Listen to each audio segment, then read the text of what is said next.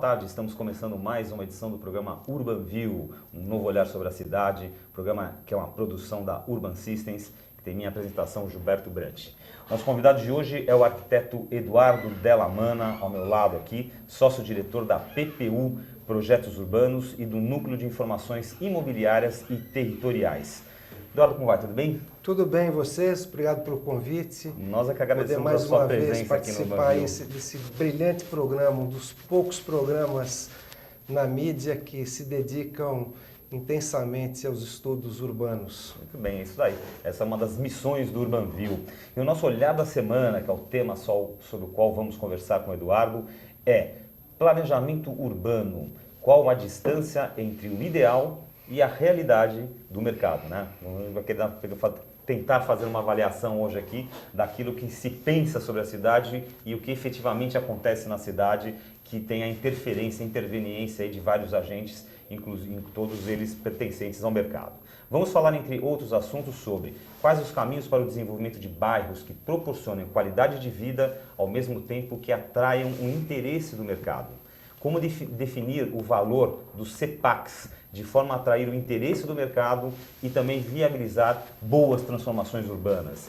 E também onde as operações urbanas erraram e o que podemos aprender com esses erros para as próximas. E ao meu lado aqui, como sempre, está Sandra Lanza. Tudo bem, Sandra? Tudo bem, Gilberto, com você? Tudo bem, graças a Deus. Bem-vindo, Eduardo, e bom dia, boa tarde, boa noite a você que está com a gente em mais uma edição do Urban View. Eu quero convidar você a mandar suas questões, perguntas, comentários, tudo mais pelo e-mail urbanview@urbansystems.com.br. Eu estou aguardando a sua participação.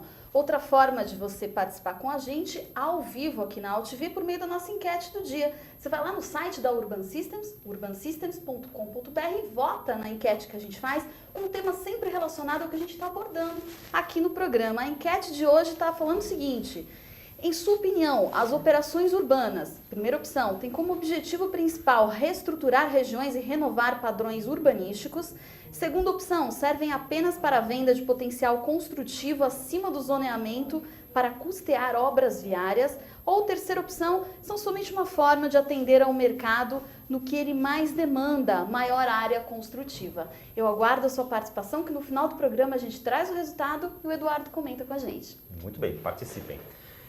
Eduardo Della Mana, nosso convidado de hoje, é um arquiteto e um grande especialista em projetos urbanos, né? Está acompanhando aí, sempre estudando, sempre participando dos planejamentos dessas questões. Então nós vamos começar a nossa entrevista justamente perguntando para ele uma pergunta até talvez complexa de você responder, mas vamos tentar.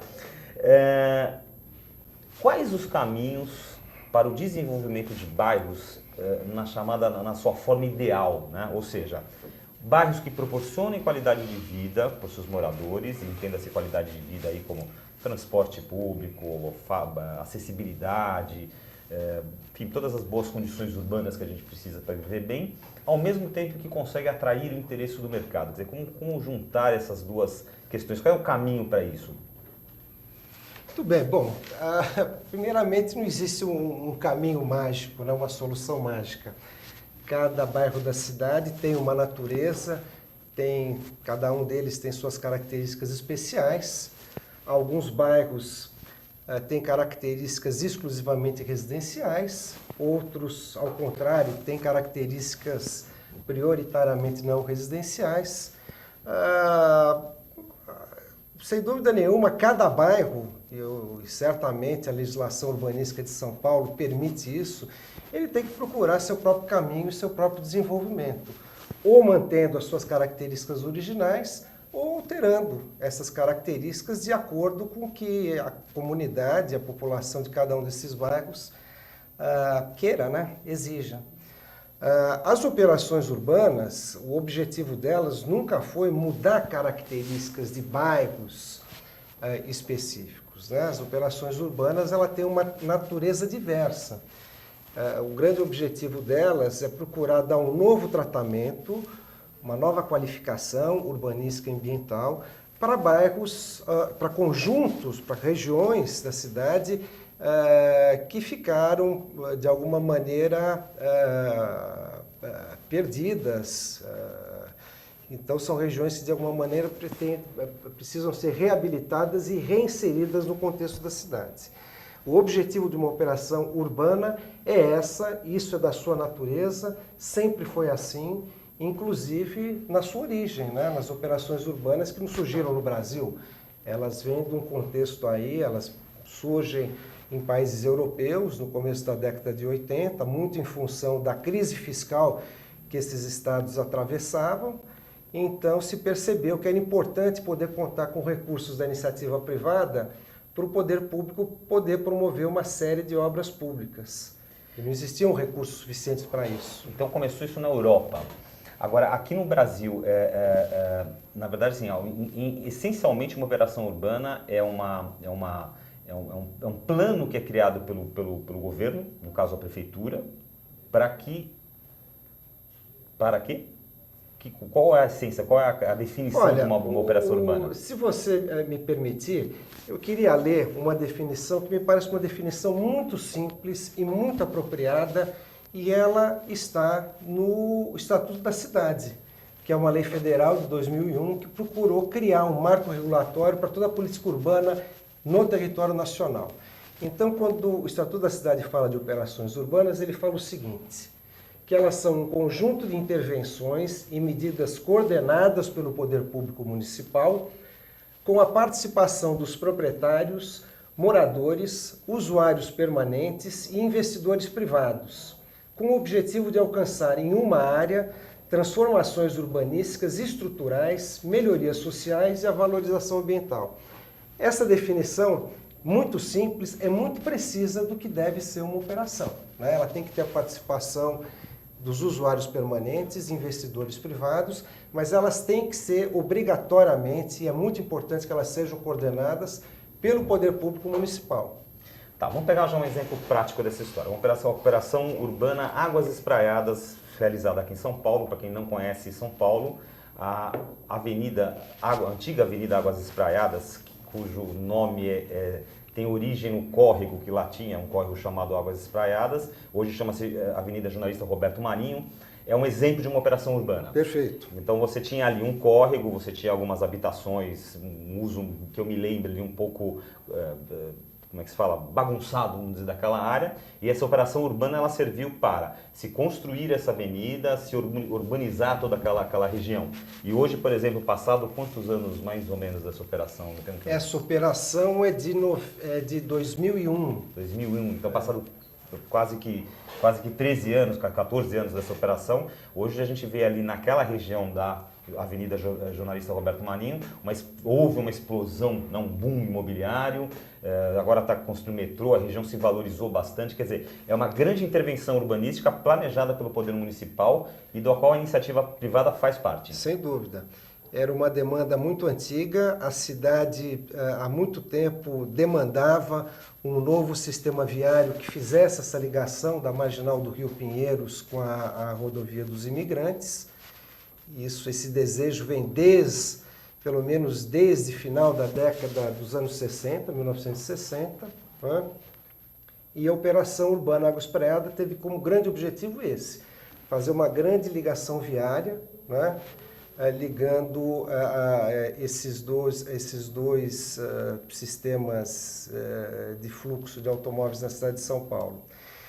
E aproveitou o fato para promover uma série de melhorias urbanísticas e ambientais na região, né? Começar pela canalização do córrego. Pela canalização do córrego, pela própria abertura do viário, a coisa foi se aprimorando. Mais recentemente foi proposto a substituição de parte da avenida por um túnel, justamente para poder requalificar a superfície e transformar parte da avenida numa grande via-parque, né? A avenida, com isso, deixa de ter aquele caráter de via expressa e passa a ter um caráter de via local, justamente nesse trecho que está sobre o túnel. Essa avenida, você mesmo falou, o projeto original seria da Marginal Pinheiros até a Rodovia dos Imigrantes, mas ela foi feita da Marginal Pinheiros até a Washington Luiz ali, né? Isso, precisa ali terminar agora. Parou, né? já faz muitos anos, parou. Por que parou e por que não foi à frente? Essa pergunta é muito boa, né? Não era uma operação urbana só? É uma pergunta que a sociedade, que os moradores da região também fazem, o setor imobiliário também faz. Existe recurso hoje no caixa da prefeitura. É importante dizer que todos os recursos amealhados com o CEPAC, eles têm por objetivo, eles entram no caixa específico da operação e esse recurso é reservado, você só pode gastar com as obras previstas nessa operação. E hoje, no caixa da Operação Urbana Água Espraiada, existe algo em torno de uns 3 bilhões de reais à espera de obras, né? A Prefeitura, nós entendemos que a Prefeitura tem dificuldade nas desapropriações, nos licenciamentos ambientais, mas são obras importantes, o recurso está lá, já está depositado, já está em conta da Prefeitura e ele tem que ser gasto. Mesmo porque os empreendimentos imobiliários, que foi a parceria com a iniciativa privada, os empreendedores foram lá, pagaram, né, e construíram seus empreendimentos. Então existe um déficit de infraestrutura, um descompasso entre a dinâmica do mercado imobiliário e a dinâmica do poder mercado público. imobiliário vai mais rápido, né? A iniciativa Muito mais privada rápido. mais rápido. Ela teve autorização, comprou o CEPAC, foi lá, construiu. E fica a reboque do poder público. E esse é um problema sério que existe em todas as nossas operações e nós precisamos encontrar uma resposta mais adequada para as futuras operações.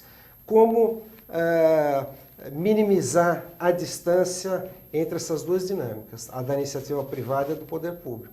Tá, mas especificamente nesse caso, então, o que aconteceu foi, o que a Prefeitura alega são dificuldades com desapropriações e licenças ambientais. Entre outras, dificuldade com desapropriações, muitas vezes você também, obrigatoriamente, você tem que trabalhar com a remoção de pessoas que estão ocupando irregularmente a região, né? As pessoas já estão lá, você precisa construir novas habitações de interesse social para essa população, para depois removê-las. Você precisa ter um lugar construído para depois fazer essa remoção, né? Mas, de qualquer maneira, a dificuldade é exagerada. O tempo passa e a Prefeitura não vem tomando. Isso não é de uma gestão, né? Isso atravessa várias gestões. É uma característica do nosso poder público. Ele é muito lento. Eduardo, agora você citou alguns players aí importantes desse mercado para essas movimentações na cidade. Como é que a gente faz essa conversa entre esses players, desse texto que você acabou de citar?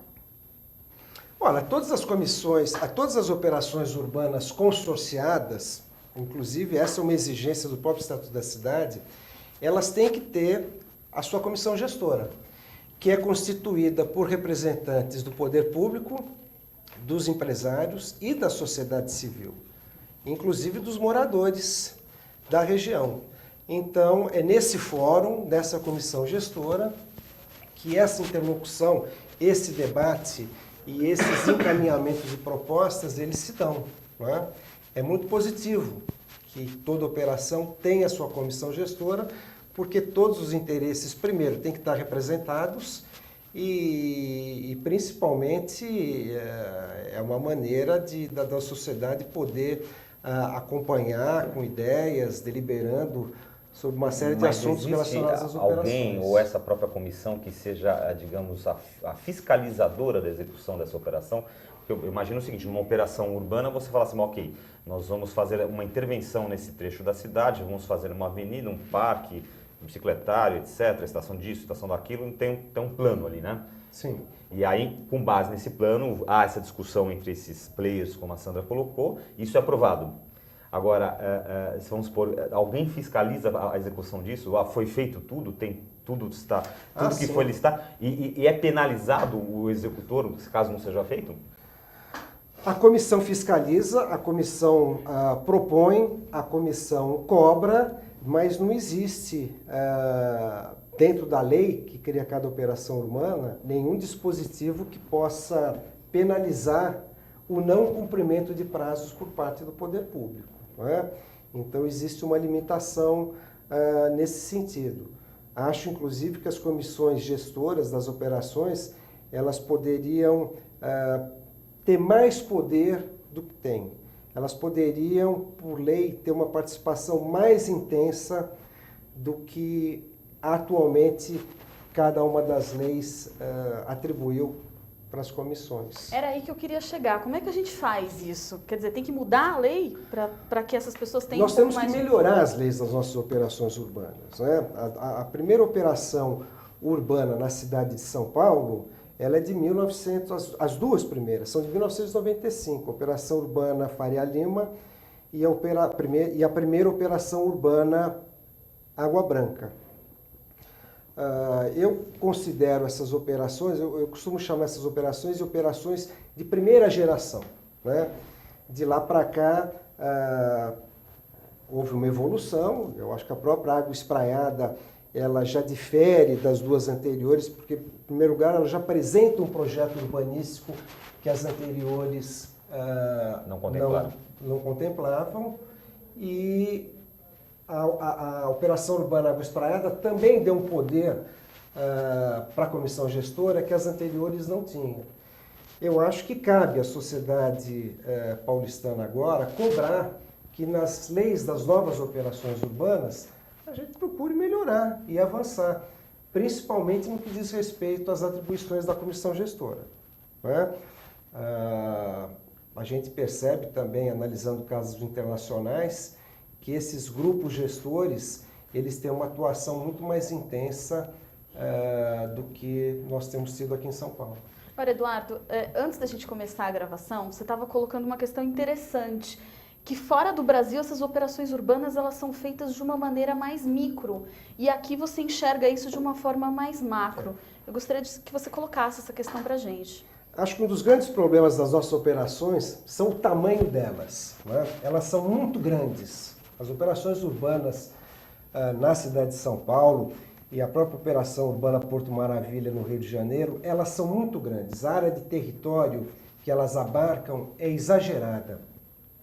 Só para vocês terem uma ideia, a Operação Urbana Faria Lima, ela tem 650 hectares. A Operação Urbana Água Branca, 540 hectares. A Água Espraiada, 1.426 hectares. Eu trouxe alguns exemplos, Sandra, se você puder mostrar. Sim, o pessoal da Switcher está pronto. De algumas operações urbanas pelo resto do mundo, como elas trabalham com áreas muito menores. Então aqui nós temos um exemplo de uma operação urbana em Londres, King's Cross, apenas 29 hectares. Eles procuram trabalhar num território muito menor, por um simples motivo.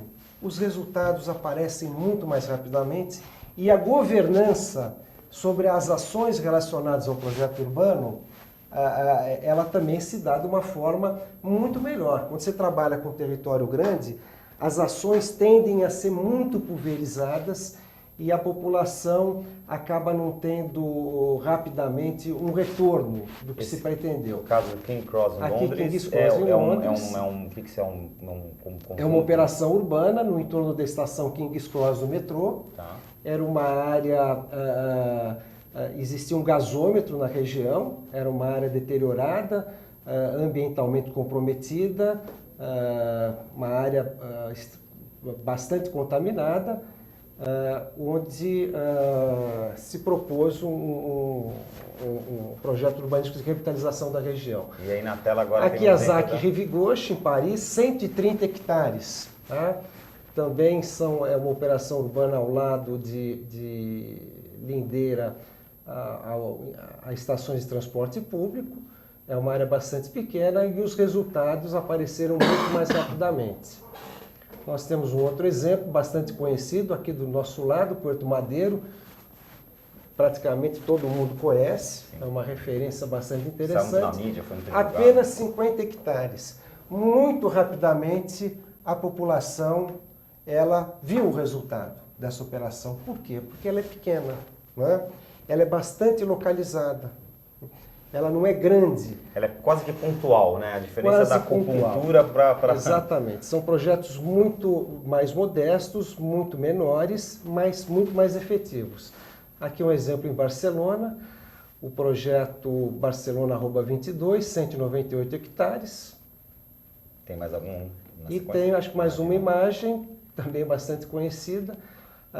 O projeto do entorno do Parque Olímpico, em Londres, de 2012, uma área de 246 hectares, uma zona esquecida de Londres, a zona leste de Londres. Rapidamente, a cidade conseguiu ver os resultados. Por quê? Porque as ações foram concentradas num território muito menor. É muito difícil você trabalhar com áreas de 1.000 hectares, coisas desse tipo. O Banview de hoje está entrevistando o arquiteto Eduardo Dellamana sobre o tema planejamento urbano, qual a distância entre o ideal e a realidade do mercado.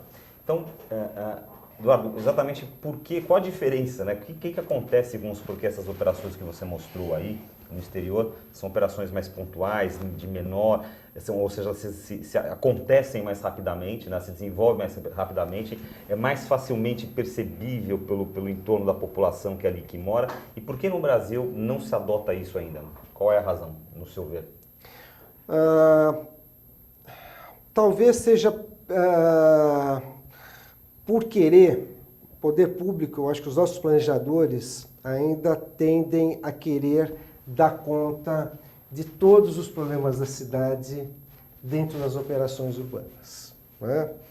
Eu até costumo brincar, eu acho que talvez o ideal dos nossos planejadores urbanos seria fazer uma grande operação urbana para todo o território do município, né? Querer resolver todos os problemas através de uma operação urbana. A cidade não funciona assim. Primeiro porque a cidade tem características muito diferentes. Os problemas são localizados e o tratamento que você tem que dar para resolvê-los também tem que ser diferenciado. Eu acho que nós precisamos, os nossos planejadores precisam, eles têm que ser mais simples, mais contidos nos seus objetivos, né? Para com isso ter a efetividade e a eficácia que a cidade exige. Agora, uma curiosidade que me ocorreu agora, a gente já abordou, estamos abordando nesse, já abordamos em outras edições do Banview, a questão das operações urbanas, os CEPACs, e sempre, normalmente, o exemplo que a gente aborda é a Operação Urbana Nova Faria Lima, a Operação Urbana Águas Espraiadas, e vez ou outra essa que você já citou aí também lá da Zona Oeste. Água Branca? Água Branca. Para a gente poder ter uma ideia, digamos assim, quantas operações urbanas você falou que foram lançadas na década de 90, né, as primeiras? Operações urbanas? Na década de 90? Aqui em São Paulo, sim. Então, de lá para cá, nós estamos falando o quê? Nós temos 5 operações urbanas, 10, 15, 20, 30, qual a ordem de grandeza? Quantas operações urbanas nós tivemos em São Paulo? Eu sei que você não sabe a resposta exata, mas nós somos uma ordem de grandeza. Em termos de números de operações urbanas? Quantas foram feitas? É muito simples. Nós temos em operação, hoje na cidade de São Paulo, a Operação Urbana Faria Lima, Água Espraiada, a Operação Urbana Centro e a Água Branca. Então, de nós temos 4 operações urbanas. E por que tão poucas? O que motiva a não ter mais? A gente não ter a Operação Urbana Zona Leste Itaquera, a Operação Urbana, como é que se fala ali? Nós poderíamos ter tido muito mais operações urbanas. O plano diretor de 2002, ainda na gestão da prefeita Marta Suplicy, previu novas operações urbanas, previu a Operação Urbana Vila Sônia, previu a Operação Urbana Vila Maria, previu a Operação Urbana Vila Leopoldina e, infelizmente, nenhuma saiu do papel. Mas é falta de interesse político? Eu não diria isso. Mais uma vez, eu tendo a jogar essa culpa em cima dos nossos planejadores municipais, que eles ficam sempre tentando trabalhar na cidade ideal. E a cidade ideal não existe. A gente tem que trabalhar sempre pensando na cidade que é possível. Acho que existe uma diferença muito grande entre o ideal e aquilo que é possível. E os nossos planejadores, eles tendem a ficar nas suas pranchetas o tempo inteiro, tentando imaginar uma cidade ideal que nunca vai sair da prancheta. Para nós que somos leigos no assunto, um plano diretor que saibamos aqui, ele rege, né, como uma cidade deve se desenvolver nos seus próximos anos, o que é possível fazer, o que não é possível fazer. Se um plano diretor prevê todas essas operações urbanas, esses planejadores têm o poder, digamos, de impedir que essas operações urbanas vão à frente? As operações urbanas, e isso foi definido pelo Estatuto da Cidade, elas têm que ser aprovadas por lei específica. O plano diretor, ele pode prever a realização no território municipal de novas operações. Mas cada uma dessas novas operações, ela precisa ser desenvolvida, cada projeto urbanístico precisa ser desenvolvido, e esses projetos urbanísticos têm que ser transformados num projeto de lei, que deverá Vai pra ser Câmara de aprovado pela Vereadores. Câmara Municipal. Ou seja, esse Então, novo plano diretor... Então nós estamos trabalhando com dois timings. Primeiro, o timing do poder público, do executivo, que pode demorar, pode ser mais rápido ou mais demorado, em mandar um projeto de operação urbana para a Câmara Municipal. E tem o timing da própria Câmara Municipal. Que aí né? também tem os interesses políticos, as Sem discussões dúvida que nenhuma. podem... alguns desses projetos que você citou chegaram a serem feitos e foram para a Câmara de Vereadores e lá ficaram? Não, das operações urbanas propostas pelo Plano Diretor de 2002, nenhuma saiu da prancheta, nenhuma delas resultou num projeto de lei, portanto, sequer foram encaminhadas à Câmara Municipal. Nossa esperança agora é que com a revisão do Plano Diretor Estratégico, que está em curso nesse momento, e que também define novas operações urbanas, a gente consiga, de fato, implementá-las. Aliás, essa é uma questão que eu ia falar para você. Como é que você analisa e avalia esse novo plano diretor da cidade de São Paulo e seus potenciais impactos nessa questão das operações urbanas e CEPACs? Isso, ele muda, não mexe muito, muda para melhor, muda para pior? Eu acho que, sem dúvida nenhuma, a revisão do plano diretor, ela introduz novos aspectos, novas orientações e novos instrumentos urbanísticos bastante interessantes. Ela, como eu falei, ela indica a realização de novas operações urbanas. Ela parte do princípio que a cidade não pode parar de crescer, mas se ela tem que crescer aonde você tem a principal infraestrutura instalada, que é a infraestrutura de transporte público. Então se prevê um adensamento fundamentalmente no entorno das estações das linhas de metrô, de trem e de corredores de ônibus, corredores com vias segregadas, não avenidas com faixas pintadas, né? E as operações urbanas são uma esperança que o setor imobiliário, principalmente a cidade, deve ter, né? Acho que rapidamente, tudo indica que nós teremos, num prazo curto, o encaminhamento de uma nova operação urbana numa localização muito estratégica, que é a Operação Urbana Moca Vila Carioca, né? É situada num setor da cidade muito central, né? Mas numa região que era uma região dotada, né? Era uma região da primeira indústria paulistana. As indústrias foram sendo gradativamente desocupadas, a região é bastante deteriorada e ela poderia ser um importante canal de religação de dois setores da cidade, do setor mais central com a Zona Leste. Então eu tenho muita esperança que essa operação, pelo menos essa, saia rapidamente e seja rapidamente aprovada pela Câmara Municipal. Entre todos esses stakeholders, digamos assim, que estão envolvidos nas questões das operações urbanas, sejam eles os planejadores que você citou, os vereadores, prefeitura, poder executivo, iniciativa privada, existe muito conflito na avaliação de que as operações urbanas já existentes, que são essas 4 ou 5 que você citou aí, vamos dizer assim, elas foram feitas e deram seus resultados, né? Existe um conflito muito grande entre esses stakeholders, tem gente que acha que o resultado não foi positivo, tem gente que acha que o resultado foi extremamente positivo, ou existe um consenso, uma visão geral de que foram bem-sucedidas ou não foram bem-sucedidas? A percepção geral que a sociedade tem, e quando eu digo sociedade, eu incluo o setor empresarial, é que as operações urbanas não foram muito bem sucedidas, justamente por aquele descompasso entre o investimento privado e o déficit de investimento público. Talvez essa seja uma diferença que a gente pode pegar em relação à operação urbana Porto Maravilha no Rio de Janeiro. Tradicionalmente aqui em São Paulo, o que aconteceu com os CEPACs? Os CEPACs foram comprados pelos empreendedores imobiliários na medida que seus empreendimentos iriam ser viabilizados. Então aquele CEPAC foi entrando de forma pingada no caixa da Fazer prefeitura. só uma pausinha aqui, só para de repente quem está assistindo a gente ainda, que eu até perguntar para você como é que o CEPAC sai da onde na operação urbana. Se a gente pudesse fazer uma rápida explicação para quem ainda não conhece o conceito de CEPAC, acho que seria interessante. A operação urbana é um projeto da prefeitura de intervenção urbana e para executá-lo ela precisa de dinheiro. Ela Isso. consegue esse dinheiro através da venda desse CEPAC, que é um certificado de potencial adicional de construção. Né? Cada operação urbana define quantos metros quadrados adicionais um CEPAC pode comprar nos diversos setores da operação urbana. Tá?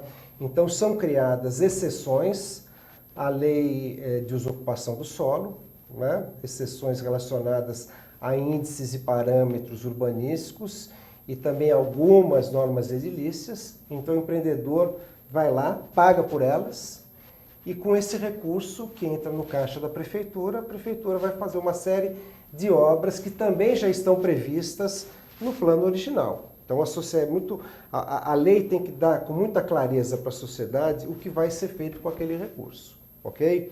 Então, a regra é muito clara. Só que, como eu estava falando, cada empreendedor vai comprando seus CEPACs e aquele recurso vai entrando de forma pulverizada, né, no caixa da prefeitura, e a prefeitura precisa, então, formar um caixa para poder iniciar as obras. E aí entra essa diferença que eu te interrompi, que você estava começando a contar do Rio de Porto Maravilha, Janeiro. que no caso do Porto Maravilha, como é que acontece? No Rio de Janeiro, o que aconteceu foi o seguinte: a Caixa Econômica Federal comprou, logo no primeiro leilão, todos os CEPACs disponíveis. Então, esses recursos já entraram de cara para a Prefeitura do Rio de Janeiro. E a Prefeitura pôde, ela, iniciar as obras infraestruturais. Tá?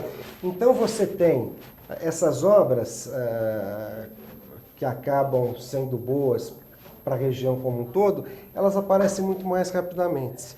Aqui em São Paulo isso nunca aconteceu. Financiado a prefeitura através da compra dos CEPACs. Foi exatamente Prefeitura, isso que eu vou te dar um aconteceu. financiamento aqui, vou comprar todos os CEPACs para você. Agora, a Caixa vai fazer o quê? Ela revende depois esse CEPAC? Depois ela revende esse CEPAC para os empreendedores. Tá? E cabe a ela, como um órgão de governo, digamos, fazer esta, entre aspas, especulação com o CEPAC? Pode, porque quer dizer, não posso eu financio, a prefeitura vai lá, faz as melhorias, aí obviamente o CEPAC valoriza, porque a região valorizou. Sim, as leis das operações, elas permitem a negociação de CEPACs entre terceiros, né? Então, a Caixa Econômica, ela sempre vai ter a prudência necessária de não tentar vender para o empreendedor o CEPAC num valor muito acima daquilo que ela sabe que o empreendedor poderá pagar, né? Então, essa análise financeira, certamente, ela é feita, mas o fato é que é um mecanismo diferente, inteligente, e que nós em São Paulo nunca tivemos a capacidade. Mas esse modelo está dando certo no Rio de Janeiro, ou seja, quer dizer, essa inversão, ou seja, a prefeitura ficou com caixa, ela está saindo na frente fazendo as obras, diferentemente do que acontece aqui em São Paulo, onde é iniciativa sem privada. Dúvida nenhuma. Se a gente for para a região portuária do Rio de Janeiro, a gente vê uma série de obras em execução, estão lá a pleno vapor. É muito diferente da nossa prática aqui na cidade de São Paulo. E por que isso não acontece, não consegue ou não aconteceu até agora em São Paulo? Talvez por falta de inteligência na montagem financeira, na estruturação financeira da operação urbana. Que é de responsabilidade da prefeitura. Que é de responsabilidade da prefeitura, mas certamente a prefeitura sempre poderá contar aí com o know-how da iniciativa privada, não só do mercado imobiliário, mas como do próprio mercado financeiro, né? Para melhor estruturar as nossas operações urbanas. Eu acho que é uma lição que São Paulo tem que tirar mesmo do Rio de Janeiro. A gente tem que tirar o chapéu. Foi uma operação bem sucedida nesse sentido, da estruturação financeira, e essa é uma experiência que a gente tem que trazer para cá. Tomara que a gente possa imitá-los. O Urban View de hoje está chegando ao final. Nós estamos entrevistando o arquiteto Eduardo Dellamana sobre o tema planejamento urbano. Então eu vou convidar a Sandra para acessar aqui online o resultado de nossa enquete, que hoje perguntou... Vamos lá, em sua opinião, as operações urbanas. E aí a gente teve um empate entre o segundo e o terceiro lugar, olha só que legal. 25% disseram servem apenas para a venda de potencial construtivo acima do zoneamento para custear obras viárias. E 25% também disseram que são somente uma forma de atender ao mercado no que ele mais demanda, maior área construtiva. A maioria, 50%, tem como objetivo principal reestruturar regiões e renovar padrões urbanísticos. Porque aqui essa enquete diz o seguinte, né? O primeiro item, ela tem uma certa pegadinha. O primeiro item é a definição oficial, né, do que a prefeitura gosta de dizer das operações urbanas, que elas têm como objetivo elas deveriam principal ser, né? reestruturar regiões e renovar padrões urbanísticos. 50% concorda com essa definição oficial. E tem aqui as outras duas opções, na verdade, a gente pegou de críticas que as pessoas fazem, né? Ou uma crítica à própria prefeitura, que seria a segunda, serve apenas para venda de potencial construtivo acima do zoneamento para custear a obra viária, vão fazer viaduto, túnel, etc e tal, não sei o quê, que aparece, né? E a terceira é uma crítica de muitos arquitetos, né? Enfim, de outras parcelas aí, que são somente uma forma de atender ao mercado, no caso, a iniciativa privada, no que ele mais demanda, que é uma hora construtiva, vamos construir mais. Mas 50% parece que concorda com essa definição. Qual a tua avaliação? Olha, o resultado da enquete mostra claramente aquilo que a gente conversou hoje no programa. Existe um problema com as nossas operações urbanas, né? Elas não estão apresentando com a rapidez que elas deveriam apresentar os resultados para a sociedade. Eu acho que isso se reflete no resultado da enquete. Nós precisamos fazer uma autocrítica, nós precisamos melhorar. As nossas operações urbanas, elas não estão dando muito certo. Nós temos que melhorar no tamanho, nós temos que ter mais governança, nós temos que ter resultados mais rápidos do que temos tido hoje, para a sociedade poder ver que operações urbanas são, sim, um instrumento importante de qualificação dos setores da cidade. Isso a gente vê em diversos países do mundo e, infelizmente, a gente não consegue ver aqui. Por quê? Porque as nossas operações têm um território muito amplo, nós não temos o grau de previsibilidade que deveríamos ter, eu digo empresários e sociedade civil. Nós temos que ter planos urbanísticos um pouco mais detalhados, tá? E temos que ter resultados mais rápidos. A hora que nós tivermos esses resultados, a sociedade vai perceber claramente os benefícios das operações. A operação urbana quase que pode ser uma resposta para aquela nossa primeira pergunta que você falou que era muito ampla, né? Mas que ela pode ser um bom caminho para o desenvolvimento de bairros na sua forma ideal, ou seja, maior qualidade de vida para a população, para quem mora, para quem transita pela região e, ao mesmo tempo, atraindo o interesse do mercado que pode construir mais. Mas o nosso UrbanView está chegando ao fim e, antes disso, nós vamos convidar aqui a Sandra para dizer quem será o nosso entrevistado da próxima semana. Você não pode perder o próximo UrbanView, que vai receber Rafael Vanzella, advogado da Machaio Meyer. Vamos abordar alguns cases de parceria público-privadas, além de opções, dificuldades e oportunidades das PPPs no Brasil. Então estamos combinados, te aguardo na próxima quarta-feira, dia 25 de junho, às 17h15, aqui no UrbanView e na AltV. Até lá! Muito bem, o UrbanView de hoje entrevistou o arquiteto Eduardo Dellamana sobre o tema planejamento urbano. Nós agradecemos muito a sua presença, Eduardo. Eu que agradeço o convite mais uma vez e parabéns também mais uma vez pela realização desse programa. Muito obrigado. Voltamos então quarta-feira que vem com mais uma edição ao vivo do UrbanView às 17h15. Até lá.